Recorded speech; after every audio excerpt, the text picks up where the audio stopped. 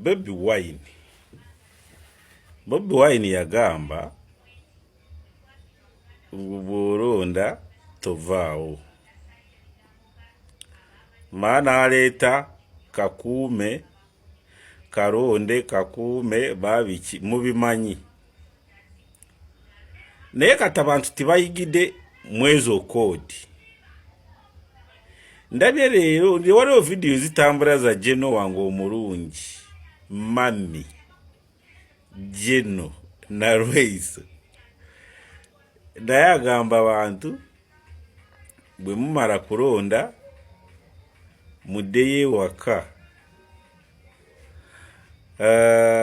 Kubanga ku polling station tewali mmere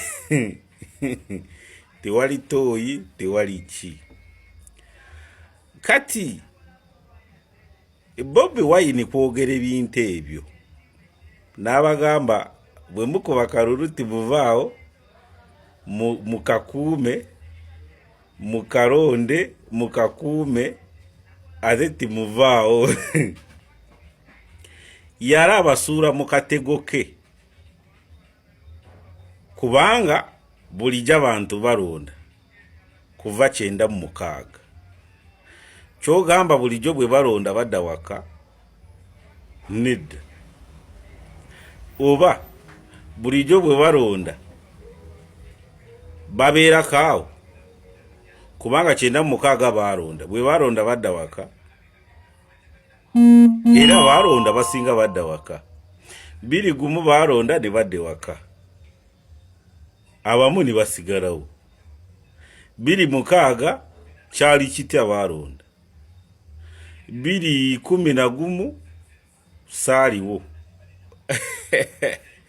2 naliwo 2 era balonda kyali kitya. Kati 2 n'abasika kati mwe kino kyayogera yalaba teza akakolyo ate ni mukagwamu. Kati sawa zine kibuzo kiri kiti lwaki mwe banene baffe mwe mugamba mwe mulonda mudde waka automatically oba olinga agamba ngu timuvaawo kubanga bwembeera nze gwe nandisigadde ensirisi mpaka ku lunaku lw'okulonda nindaba abantu kubanga kuva 9 mu 6 balonda bulijjo kike kibeerawo ekitaliwo kati. Nekyokubiri eno unnecessary unopposed onowulira ngu ono ayisemu unopposed ono ayisemu unopposed kisitudde abantu emmeeme kubanga kati gwe weebuuze saawa zino gaana okirize yenna agamba mulonde mudde waka Bannayuganda b'omanyi olinga bagamba mulonde musigalewo. Omanyi lwaki omuntu yeebuuza kiki kye mutaagala tulabe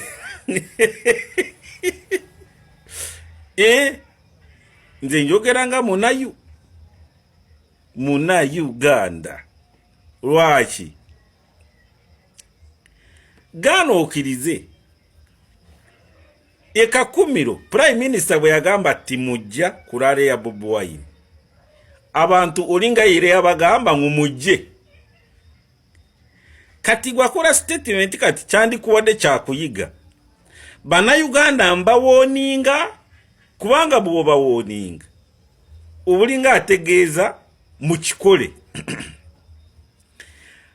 RDC ekabale nagamba abantu timujja musigale wamwe waka alinga yeye abagambe muyiike kubanga oli yebuuza kiki kyatugaana kulaba ne bwabeera gwe okimanyi waliwo ekintu kyotagala kola ate nosigala maaso gabbirira galabeyo. Kati bamami bajeno mutuyambe musooke mubisirikire mpaka olunaku luli. Ano oyo yabalimbye ngu abantu bagenda kusigala we balondera. Oyo yajje yakugamba ngu kituufu information tugiyina abantu ebyaddala bagenda kusigala we balondera. Oyo bweba initero aba ali mu kuwudiisa ki initero aba ali mu kubawudiisa aba ali mu kubalimba. Kubanga since 96 balonda kyali kitya. Kati kiche kipya ekiriwo ekitaliko from 96 up to 2025. Kubanga 21 waliko kulonda, 2016 waliwo kulonda. Kiche kipya ekyo ekipakusa kati. Kubanga statement zizukusa neyabadde atamanyi ngu gundi yagamba mukalonde mukakuume ate mulemereko. Otegere ekyo. Kubanga saawa zino oli yeebuuza lwaki era gyagamba lwaki kati.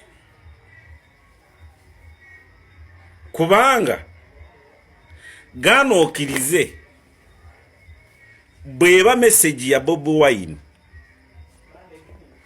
saawa zino bagituukiriza kakuume kalonde mwe benyina bagamba ngu bwe mulonda mudde waka. Kubanga yabakanyugira akanyeebwa kati mukaguddemu kenyini mwabaagala yabasika. Kubanga tayina bwe yandimatiziza muna Uganda ngu kakuume kalonde kakuume tovaawo kujjako gwe kenyini gwe gwa mugaana. Saawa zinayimira n'agamba bwe mulonda mudde waka siri nabbi. Bwe kenyini ayogera ekyo ngu bwe mulonda mudde waka wali we mulondera oba we mugenda kulemera tiwali ki, tiwali mmere tiwali biyigo. Gwe kenyini gwoyongedde campaign eri ye kyenyini kye yayagala. Osegere ekyo. Kubanga kati oyimiridde ku katuuti mu bitiibwa ebinene okonfaminga kye yayogera. Kati bweba ekibadde kiina kusikiriza abantu babeerewo bamaze kulonda, gwe kenyini oli mu kukikonfaminga batya kubagaana.